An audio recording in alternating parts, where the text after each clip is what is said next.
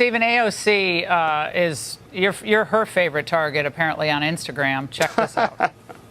He looks like he is angry about the fact that he's 4'10". And he looks like he is so mad that he is 4'10", that he's taking that anger out at any other population possible. Like, laugh at them. Laugh at them. Like, laugh at them. Laugh at them. I wish I had a hoodie on. I mean, are we trying to play sorority sister as elected official? I don't know. I was at a sorority over the weekend over in Texas. I felt like I was back at the sorority house, except they had more sense. Stephen, quick response. Well, we knew that her brain didn't work. Now we know their eyes don't work. So I mean, she is a mess, right? What a train wreck. What a train wreck. I think you should just get a hoodie. It's great. You should just wear a hoodie from now on and respond to her in a hoodie. It should be hoodie to hoodie. It's, Stephen, yes, thank you so much. Yeah, go ahead. I think the important point is that every time she's on TV, Republican approval ratings go up, Democrat approval ratings go down. That lady is a walking nightmare. You're about, I know you for 20 years. You're about 5'10", 11. About 5'10", yes. So 4'10", yes. I don't know what she can't say. All right, Stephen, thank you very much. I've got to admit, I would probably feel bad for Stephen Miller, honestly, there, if he wasn't the modern-day equivalent of Joseph Goebbels, because that was really, really awkward. He didn't know whether to smile through it or stone face it. And then when he tried to clap back, he either laughed at his own joke or got interrupted by Laura Ingraham because there was a delay. Just damn, that was absolutely brutal. Fox News did him dirty there. And AOC reacted to that clip on Twitter, writing, "I cannot believe they aired this," and made him listen to it live. I am crying. Yeah, like that is really something there. I don't think I would ever go on television again if that happened to me.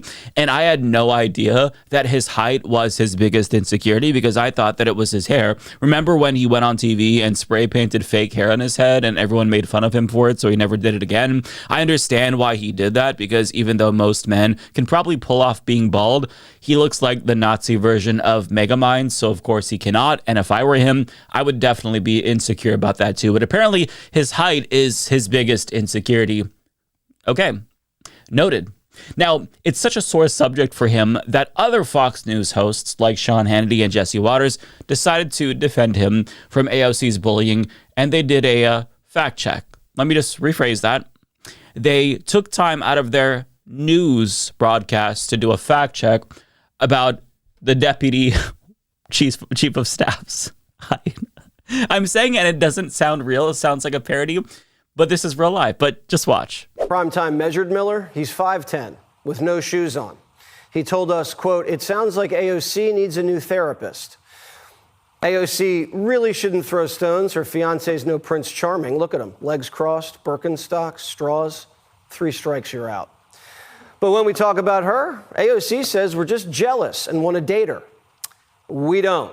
And maybe her fiance doesn't either because they've been engaged for over 3 years. Meanwhile, Miller's a stud with a wife and 3 kids. Well, should I stand corrected? Shut the fuck up. He just lost another inch. Now he's 4'9". Keep talking and he'll be 4'8". And I love how he brought up straws because for those who don't know, Jesse Waters has had this fascination with straws and has long maintained that real men don't drink from straws because, of course, a metrosexual with makeup caked on his face thinks that he's an authority on masculinity. And I guess that to him, drinking out of straws makes you look gay or something. I don't understand the contention because I don't think any other human being on the planet has ever voiced this opinion. But if that's the case, then Jesse Waters also drank from a straw on national television, so I guess that he's not a real man either, at least, by his own standards. Come to think of it, it does look like he was sucking and jerking off a small dick and cradling the balls with his soft hands and manicured nails, so maybe that's his biggest insecurity and why he doesn't like straws. I don't know, but there's definitely something to what AOC was saying about these fascists, and I want to share more of what she said because she is spot on here. Laugh at them. Laugh at them. Yes, they are dangerous. Yes, we're here to be strong for one another. We need to expose the lies. We need to never never let off the gas when it comes to protecting one another, exposing the lies, documenting things. We're seeing this too, right? And so I think it's very important to be able to hold multiple things at once. And we've seen this work in other cultures. We've seen this work in other countries. Yes, the resistance to authoritarianism is very real. The risks of abuse of power are very real. But one of the most powerful cultural things that you can do to a political movement that is predicated on the puffery of insecure masculinity. That's what this is about. This isn't, people talk about toxic masculinity more than it's like, let's put that to the side for just one second. This is about insecure masculinity. And one of the best ways that you can dismantle a movement of insecure men is by making fun of them. By having secure men who aren't afraid of successful people around them, who are good dads, who have strong values, also participating in that as well. She is absolutely correct. We're talking about deeply, deeply insecure fascists who engage in performative masculinity to mask their deep insecurities. Think about it. Their leader, Donald Trump, is supposedly this alpha daddy when he's a pampered prick who has never worked a day in his life, and he has the worst drag makeup I've ever seen, yet seeing him out of drag is completely off-putting and weird. And this man has never worked out once because he stupidly believes that working out depletes the body's energy storage, which he thinks is finite. You've got nasally twerps like Josh Hawley who get repulsed by kissing their own wives, writing books about manhood, and it's just all one big charade. It's why the weird attack from Tim Walz was so effective last year, and why it was a tragedy when the campaign stopped using it, because consultants said that it was too divisive. But guess what? Divisive or not, it worked. It got to them. It got under their skin. And that's what you want. These people are miserable, insecure freaks, but they're not just miserable, insecure freaks. They're also the dumbest fucking people on the planet. And AOC made a really good point about that as well. You know, from all the movies that we see growing up about heroes and villains, is that I thought that fascist takeover attempts were going to be architected by evil geniuses. And I was not expecting how unearned, nepotistic, mediocre, and just dumb so many of the people architecting this were going to be. And it works because of brute force. Like, you can do anything through brute force, but it's not sophisticated and it does not merit my intellectual respect. Bingo. They're dangerous, but they're also dumb. And I, for one, think that it's beneficial that the most evil people in the country also happen to be the dumbest people in the country, if not the world. The same is true for fascists all throughout history. Even Hitler was extremely incompetent and lazy, and author Tom Phillips explains his government was constantly in chaos, with officials having no idea what he wanted to do, and nobody was entirely clear who was actually in charge of what. He procrastinated wildly when he was asked to make difficult decisions, and would often end up relying on gut feeling, leaving even close allies in the dark about his plans. This meant that rather than carrying out the duties of the state, they spent most of their time infighting and backstabbing each other in an attempt to either win his approval or avoid his attention altogether, depending on what mood he was in that day. He was obsessed with the media and celebrity and often seems to have viewed himself through that lens. He was deeply insecure about his own lack of knowledge, preferring to either ignore information that contradicted his preconceptions or to lash out at the expertise of others. He hated being laughed at, but enjoyed it when other people were the butt of the joke. He would perform mocking impressions of people he disliked. But he also craved the approval of those he disdained, and his mood would quickly improve if a newspaper wrote something complimentary about him. Tell me this doesn't describe Donald Trump to a T. Sounds exactly like him. But here's the thing. Their stupidity and incompetence is what helped these fascists ascend to power, because nobody took Hitler seriously because they all thought he was stupid, because he was. And the same thing is true for Donald Trump.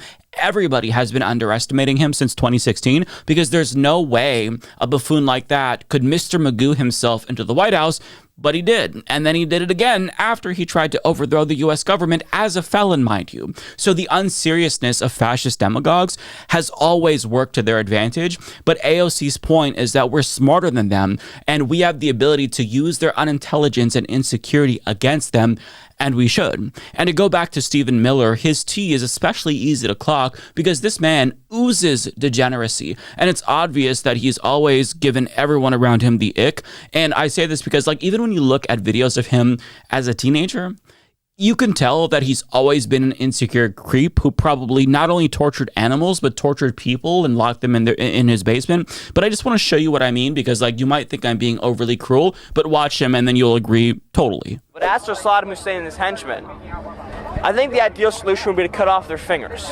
I don't think it's necessary to kill them entirely. We're not a barbaric people. We respect life. Therefore, torture is the way to go. Because tortured people can live. Torture is a celebration of life and human dignity. We need to remember that as we enter these very dark and dangerous times in the next century. And I only hope that many of my peers and people who will be leading this country will appreciate the value and respect that torture shows towards other cultures.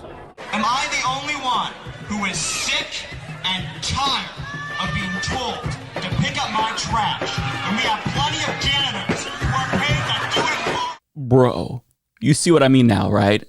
First of all, how did he look like he was literally 45 years old at the age of 17? That is wild to me. And second of all, you can just tell by looking at him that he was the kind of student to wipe his boogers under the desks at school and brag about ripping the wings off of butterflies. And even though the other students were creeped out by him and probably wanted to bully him, nobody really did because they were afraid that he would lock him in their basement or some shit. So they just kind of like talked shit about him behind his back. But even though he didn't know what they were saying, he still sensed their great disdain for him, and it's been eating away at him for decades. So now that he's in power, he is exacting his revenge. It's a pretty standard villain origin story. And by villain, I mean Nazi. And if you think that that's like too much and that I shouldn't call him a Nazi, his own family thinks that he is part of a modern-day Nazi movement, like his cousin Elisa, who made a Facebook post back in July describing him as the face of evil, her words not mine, while comparing what he's doing to the Nazis, writing, "We were raised Jewish, Stephen. You and I both know what that means. We were raised with stories of survival. We learned about pogroms, ghettos, the Holocaust, not just as history, but as part of our identity. We carry the trauma of generations who were hunted, hated, expelled, murdered just for existing. We were taught to remember. We celebrated holidays each year with the reminder to stand up and say never again. But what you are doing breaks that sacred promise. It breaks everything we were taught. How can you do to others what has been done to us? How can you wake up each day and repeat the cruelty that our people barely escaped from? We were taught to never forget where we came from, but you seem to have erased it all. And it devastates me. To be this close to the cruelty through you has left me ashamed and shattered." And I feel really bad for her, because she seems like a good person who's in mental anguish over what her own cousin is doing. And it's not just that he's complicit with what the Trump regime is doing. He is steering Trump's immigration policy and seems to genuinely relish in the pain and suffering that he's causing. But even though he's going on television and puffing out his chest like a big strong guy, calling everybody who opposes them terrorists and whatnot, you have to remember that it's all an act. It's all one big act. These are weak, insecure beta males who melt down like snowflakes at the mildest criticism, as we saw. So use that to our advantage. Bully the shit out of them. Make fun of them. Let them know that we see through them. We can spot their Napoleon complexes and small dicks from a mile away. That's the kind of energy that they exude. They're delicate little pussies who have to pick on the most vulnerable people in society to make up for their own inadequacies. That's why they do what they do. Let them know that they're right to feel insecure. I would be too if I were them. They're as unlikable and unlovable and unfuckable as they fear they are. And they should know that. And before anybody comes in here and says, "Oh, Mike, you shouldn't stoop to their level," save it. I don't want to hear it. We're talking about literal fascists here. They demonize immigrants and trans people and homeless people and disabled people and poor people and women and black people. And every single day, they become more cruel And it's not just that they are cruel in their demeanor and attitude, they enact cruel policies that hurt these marginalized communities. So AOC is 1,000% right. It is time for the rest of us to be ruthless, be as ruthless as they are, match their energy, and give these cunts a taste of their own fucking medicine. Laugh at them like the clowns that they are.